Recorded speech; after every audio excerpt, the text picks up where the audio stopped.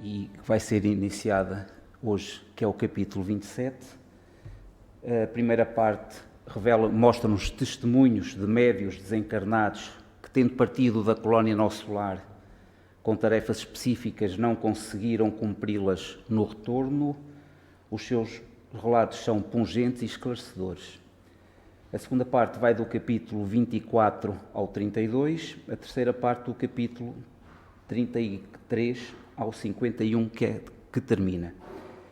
Eu, antes de entrar no capítulo 27, propriamente dito, vou fazer apenas um pequeno resumo do capítulo 26.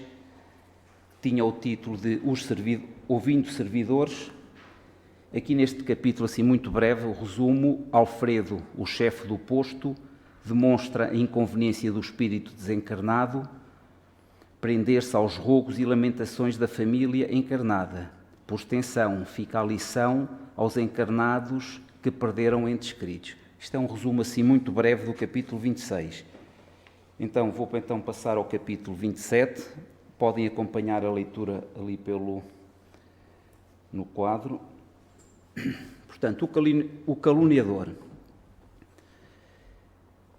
Enquanto o administrador se entregava a conversações educativas com os numerosos subordinados, Aniceto chamou-nos a pequena construção isolada e falou: vejamos outro ensinamento.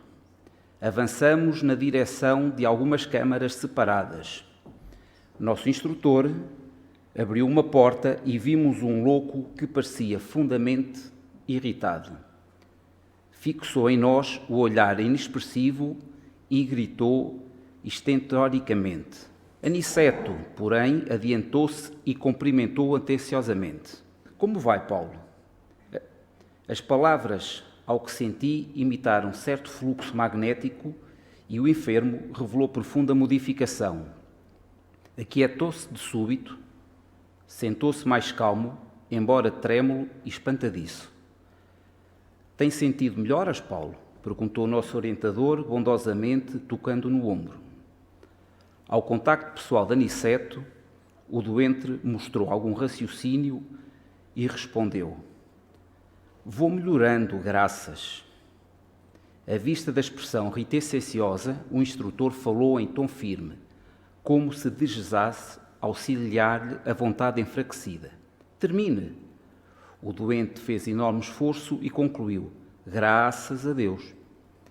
Anotando-lhe o sofrimento e a indecisão, lembrei dos enfermos das câmaras aos quais prestava Narcisa ampla colaboração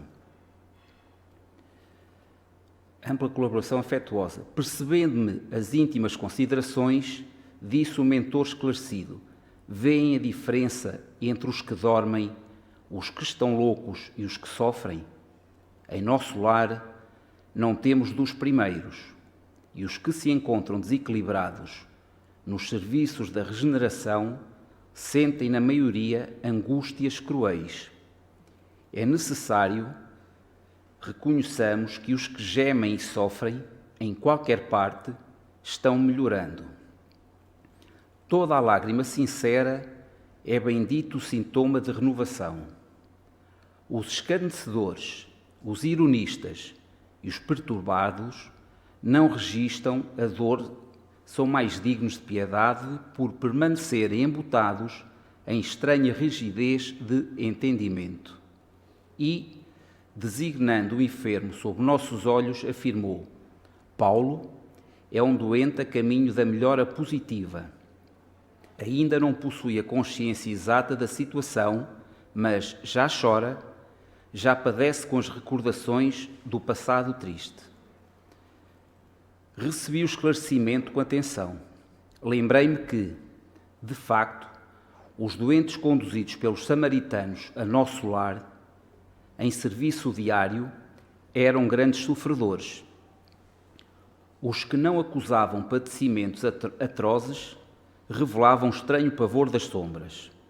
A única entidade que ali observara, com absoluta inconsciência da própria miséria, fora a de pobre vampiro que não encontrara guarida nas câmaras de retificação. Eu aqui vou fazer uma pausa. Quem já leu o livro Nosso Lar no capítulo 31, recordam-se qual é o título do capítulo 31?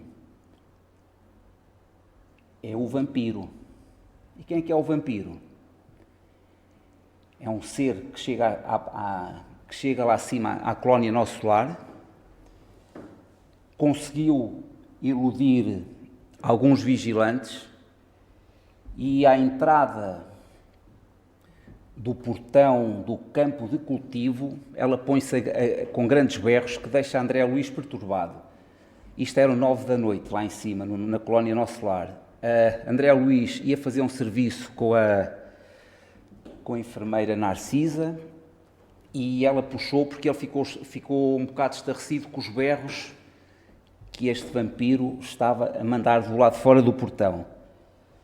A Narcisa aproxima-se dela e disse que não tinha decisão nenhuma, teve que ir chamar o vigilante-chefe. Isto assim, muito resumidamente. O vigilante-chefe vai ao portão ver o que se passa e fica estarrecido e Narcisa pergunta-lhe: porquê é que não lhe abre a porta? Não posso, porque se eu lhe abrir a porta estou a trair a confiança de quem me confiou este posto. Estou-lhe a ver imensos pontos negros. Ele pede a Narcisa para se concentrar e para lhe fazer uma análise. Contam-se 58 pontos negros nessa senhora. Estes 58 pontos negros foi 58 abortos que ela fez cá embaixo na terra. Por isso não teve acesso a entrar ali. Ou seja, tinha que ir para um mundo ainda pior do que, como sabemos, o Nosso Lar ainda é uma colónia quê? Qual é a classificação da colónia Nosso Lar? Ainda é uma colónia umbralina. Vejam que ela não pôde entrar no umbral. Ou seja, entra no umbral, mas ainda um umbral muito inferior. Bom,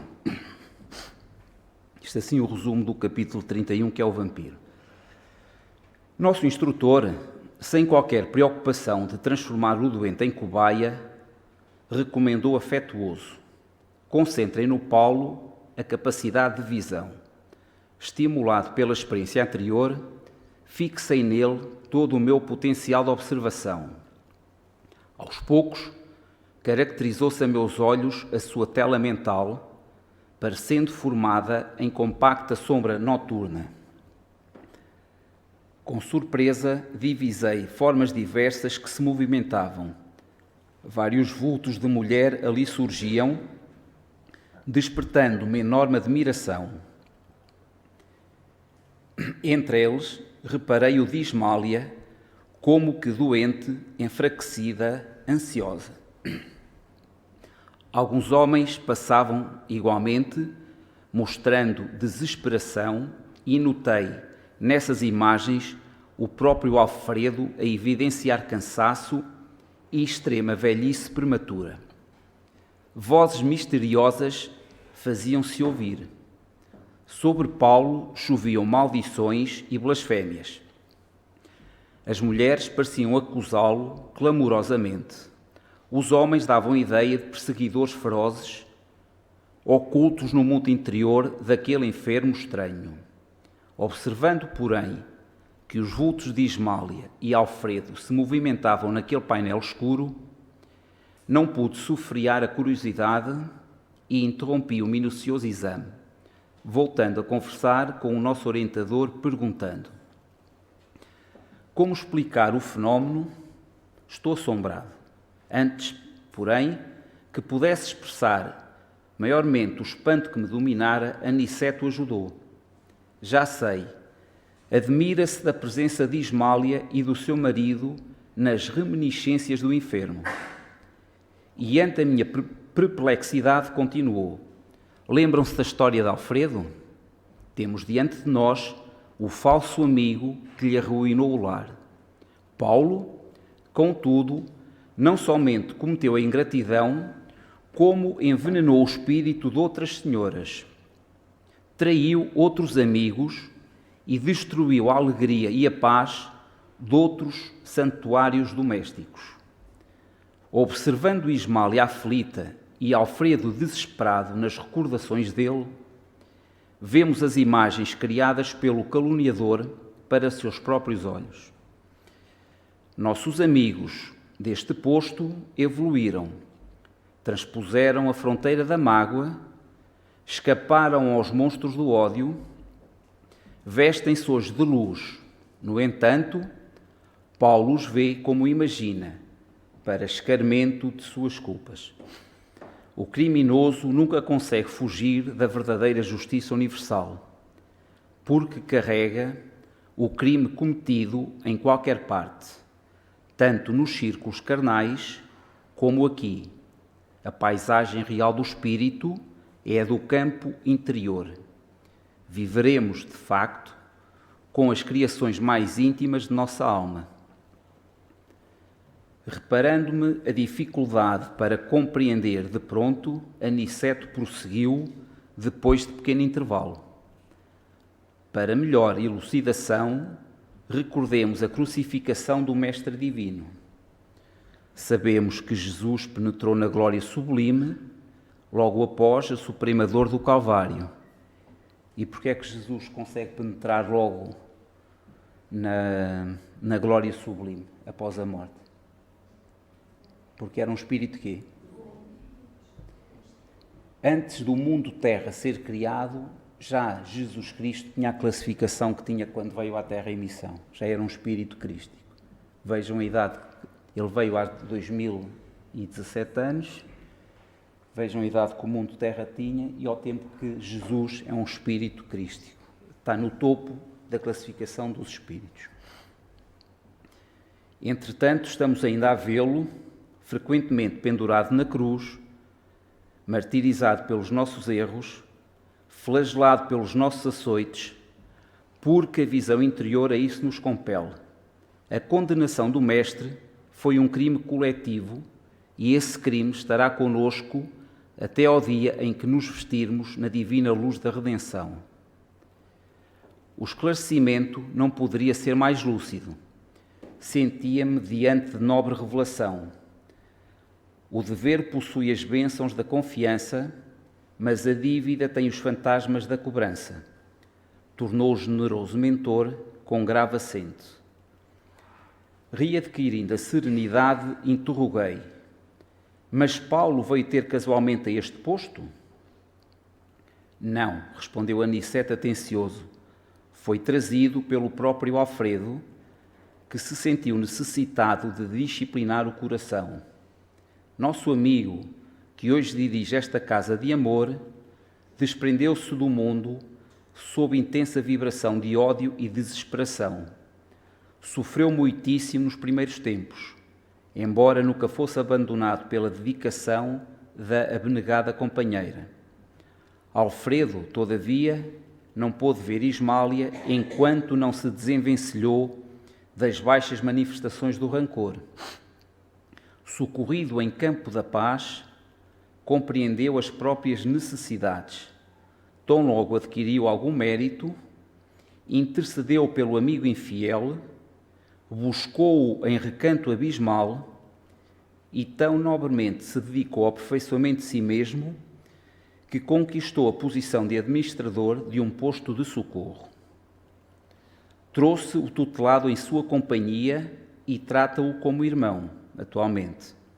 Não julguem que o marido de Ismália conseguiu essa vitória espiritual tão somente pelo facto de desejá-la.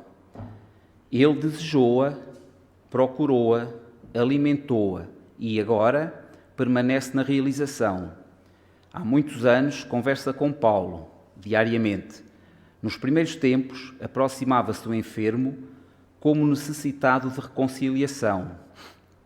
Depois, como pessoa caridosa, mais tarde adquiriu entendimento, comparando situações. Em seguida, sentiu piedade. Logo após, experimentou a simpatia e, presentemente, conquistou a verdadeira fraternidade, o amor sublime de irmão pelo ex-inimigo. Fazendo pequena pausa, voltou a dizer espirituosamente: como veem, o ensinamento de Jesus quanto ao batei e abrir-se-vos-á é muito extenso. No plano da carne, insistimos à porta das coisas exteriores, procurando facilidades e vantagens. Mas aqui temos de bater à porta de nós mesmos para encontrar a virtude e a verdadeira iluminação. Vicente, que até então se conservara calado, indagou: Paulo, todavia, permanecerá aqui indefinidamente? Nosso instrutor fez um gesto significativo e concluiu: voltará breve à terra.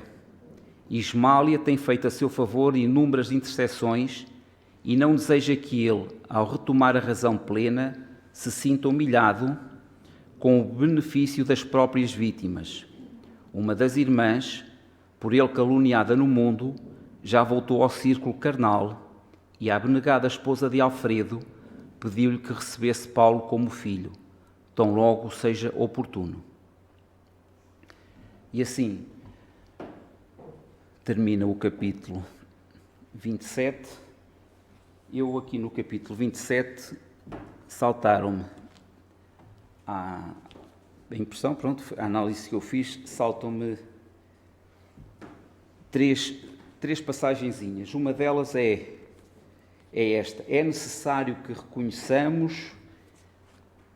O Paulo vai tentar situar a frase, se fizer o favor. É necessário que reconheçamos que os que gemem sofrem em qualquer parte, estão melhorando. Ora, se não estudarmos e conhecermos as leis divinas, como vamos reconhecer os que verdadeiramente gemem e sofrem? Com a emoção, esse reconhecimento não será possível. Se nós utilizarmos a emoção para isto, não vai ser possível. Temos que utilizar o quê? A razão. Outro ensinamento, outro trecho que me saltou à vista: transpuseram a fronteira, o Paulo vai tentar sublinhar ali, transpuseram a fronteira da mágoa, escaparam aos monstros do ódio e vestem-se hoje de luz. Isto para mim quer dizer que, com o conhecimento e a moral, dominamos o nosso orgulho e o nosso egoísmo. É a conclusão que eu tiro desta frase. Transpuseram a fronteira da mágoa, escaparam aos monstros do ódio, vestindo-se de luz. Outra frase que me ressaltou, e o Paulo vai também sublinhá-la ali: não julguem que o marido de Ismália conseguiu essa vitória espiritual tão somente pelo fato de desejá-la. Ele desejou-a, procurou-a, alimentou-a e agora permanece na realização. Ele quer caminhar ao encontrar, preparar-se e continuar no fazer o bem. Outro trecho, Paulo, por favor. Nos primeiros tempos, aproximava-se o enfermo como necessitado de reconhecimento, depois como pessoa caridosa, mais tarde adquiriu entendimento, até o parágrafo todo, este parágrafo, até terminar o parágrafo. Conhecendo a verdade, contudo a prática deve ser cautelosa. Não é por se saber que nos tornamos virtuosos. Temos que fazer com tranquilidade, pouco a pouco, testando nossas forças na realização dos nossos objetivos maiores. Porque, reparem, a primeira aproxima-se para reconhecer, depois, já como pessoa caridosa, é aos poucos, é subindo de grau a degrau, não pode ir logo bruscamente ter com ele. E, para terminar aqui outra frasinha, mas aqui temos de debater,